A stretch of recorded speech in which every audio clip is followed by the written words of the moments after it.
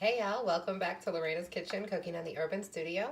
I'm going to show you something that you guys can prepare on the weekend and take it to work with you. It's a healthy snack. We're going to be making some baked apple chips. So I'm using a Cameo apple. It's what was on sale this week. And you're just going to wash your apple. You can use any type of apple that you like. Preference. I kind of like all apples, so it doesn't really matter to me. This one's pretty. It's like golden with speckled like red. After you're done washing it, make sure you dry it thoroughly. And you can either use a mandolin for this, or you could just use a very sharp knife. I'm going to personally be using a mandolin. And I'm going to core mine. You don't have to core your apple. You can leave the core there, but I'm not really into the whole pits.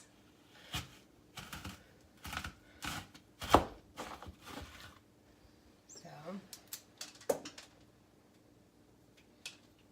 doing my apple, and it's perfectly in a little circle, cored. And now, I'm going to be using my beautiful mandolin that I did pick up from Avon. Surprisingly, it's awesome. And be very careful if you are using a mandolin, because once you get lower, you don't want to slice any of your hand.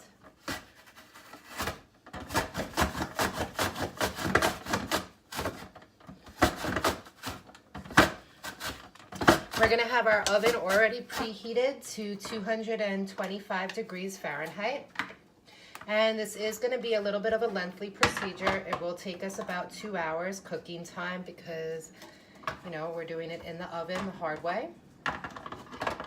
If you had a dehumidifier, that would be a different procedure, but it would also still be pretty time consuming because it would be multiple hours, but you wouldn't really have to be doing anything active yourself. All right, so the great thing about the mandolin is they are perfectly thinly, evenly sliced. Now, on a regular, glass pan or whatever pan you have, you don't need any type of butter or anything. If we really want it to be dried out, we're going to just do it in a single layer.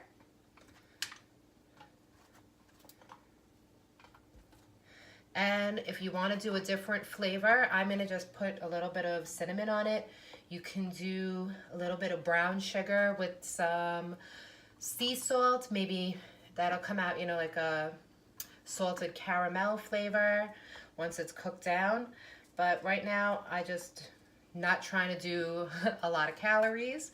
So I'm going to just do cinnamon for right now, which is good any which way you look at it. And I've got my single sheet.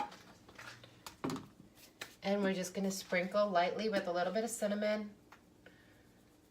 If you did want it to do like a different flavor, you could also do, like a little bit of cocoa powder.